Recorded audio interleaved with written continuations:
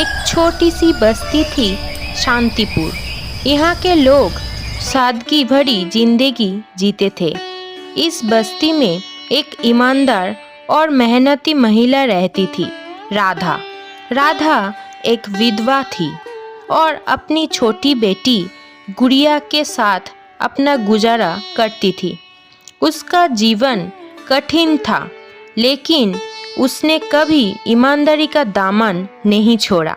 सुबह से शाम तक लोगों के कपड़े धोकर, झाड़ू पोछा करके कुछ पैसा कमा लेती थी, जिससे वो अपनी बेटी की पढ़ाई और घर का खर्चा चलाती थी। राधा का एक छोटा सा कच्चा घर था, जिसमें सिर्फ 2 कमरे थे, लेकिन उस घर में प्यार, संस्कार और ईमानदारी की रोशनी हमेशा जगमगाती थी। गुड़िया भी अपनी माँ की तरह मेहनती थी और ईमानदार भी। हर रोज स्कूल से आकर अपनी माँ का हाथ बटाती, पढ़ाई करती और सपने देखती एक बड़ा अफसर बनने का, ताकि माँ को कभी काम पर न जाने पड़े। लेकिन हर कहानी में एक विलेन होता है। इस कहानी का विलेन था कमला, जो राधा की दूर की रिश्तेदार थी। कमला एक पैसे वाली औरत थी, लेकिन उसके दिल में ना तो दया थी ना ईमानदारी। वो हमेशा राधा की मुसीबत का मजाक उठाती और कहती, अरे राधा, ईमानदारी से कभी कोई अमीर नहीं बना। थोड़ी चालाकी सीख ले, तब जिंदगी सुधरेगी।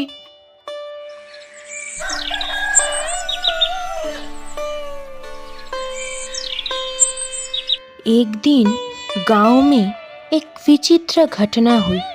एक साधु बाबा गांव आए।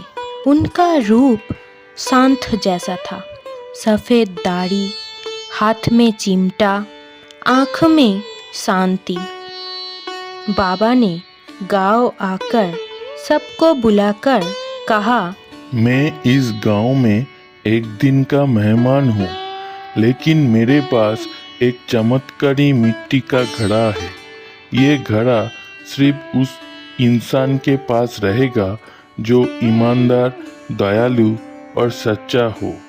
इस घड़े से जो भी मन से मांगेगा उसे वो मिल जाएगा, लेकिन सिर्फ एक बार। गांव के सब लोग हैरान हो गए। साधु बाबा ने सबको टेस्ट करने के लिए कहा, हर किसी से कुछ सवाल किए जाएंगे, ईमानदारी, दया और अहंकार के बारे में। इसके बाद एक एक करके सबने अपना उत्तर दिया।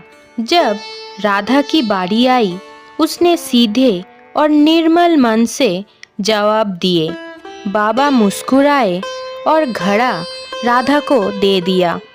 लोग चकित रह गए। कमला जल गई। उसने मन ही मन सोचा, एक गरीब औरत को ये चमत्कारी वस्तु मिल गई। मुझे तो ये चाहिए ही चाहिए।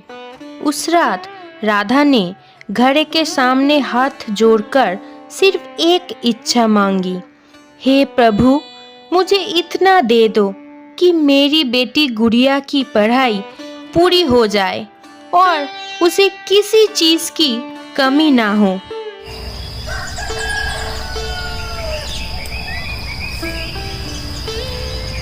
अगले दिन से कुछ बदला बदला होने लगा।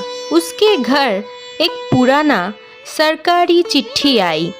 राधा के मरहूम पति का एक इंश्योरेंस क्लेम, जो सालों से पेंडिंग था, उसका पैसा मिल गया। उससे कुछ 1000 रुपया नहीं, बल्कि 2 लाख रुपए मिले। उसने तुरंत अपनी बेटी का एडमिशन एक अच्छी स्कूल में करवा दिया। उस घर में खुशी थी, लेकिन अब भी वो वही पुरानी तरीके से जीती थी। ईमानदारी से।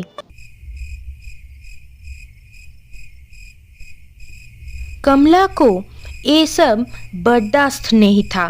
उसने एक दिन रात को घड़ा चुरा लिया। सोचा, मैं इससे कुछ बड़ा मांगूंगी, एक बंगला, गाड़ी और बहुत सारे सोना। लेकिन जब उसने घड़े के सामने अपनी लालची इच्छा रखी, घड़े ने कुछ नहीं दिया, बल्कि घड़ा का रंग काला पड़ गया और उसमें से एक आवाज आई, ये घड़ा ईमानदारी का परीक्षा लेता है, तुम इस लायक नहीं। अगले ही पल घड़ा फूट गया। कमला डर के मारे चिल्ला उठी। अरे अरे क्या हो गया रे घड़ा को? अरे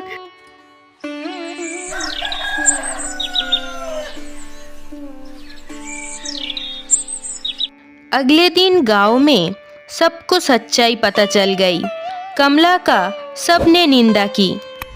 साधु बाबा वापस आए और कहा, जो सच्चा होता है उसके लिए दुनिया खुद रास्ता बनाती है, पर जो झूठ और लालच में जीता है उसका अंत हमेशा दुखद होता है। उन्होंने राधा को फिर एक नया घड़ा दिया और इस बार कहा, अब तुम इसे संभालना। ये घड़ा तुम्हारे बेटी के भविष्य के प्रतीक है। इसका उपयोग सिर्फ तब करना जब जरूरत हो। इसके बाद साधु बाबा राधा को घड़ा देकर चले गए। समय बीतता गया। गुड़िया ने अच्छी पढ़ाई की, स्कॉलरशिप मिली और अंत में एक IAS अधिकारी बन गई। उसने माँ के सपने पूरे किए। राधा ने कभी किसी से बदला नहीं लिया, ना किसी पर अहंकार दिखाया। उसने बस अपना काम किया, ईमानदारी से और प्रेम से। गांव में लोग अब राधा को शांतिपुर की माँ कहते थे। एक मिसाल ईमानदारी की, एक मिसाल उस सच्चाई की जो कभी नहीं हार मानती।